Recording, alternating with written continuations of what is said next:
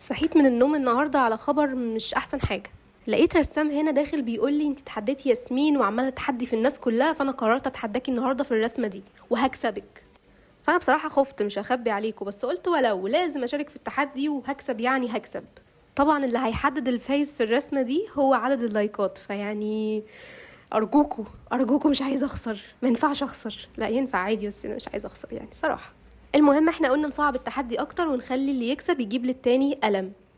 واحنا كمان قررنا نتحداكم انتوا كمان على فكرة، فأي حد فيكم هيرسم نفس الرسمة ويعمل عليها فيديو ويكتب هاشتاج تحدي تقى وحسين، اكتر 3 فيديوهات هيجيبوا لايكس هنعمل لهم شير عندنا في الستوري.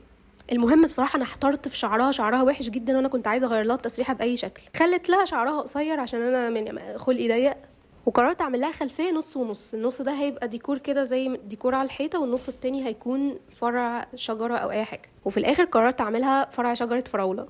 هحط لكم اكونت حسين في كل حته علشان تشوفوا الرسمه بتاعته هو كمان وتقولوا مين فينا الاحسن، واستنوا بقى بكره الجزء التاني واحنا بنلونها. بس برضو قولوا لي رايكم دلوقتي يعني.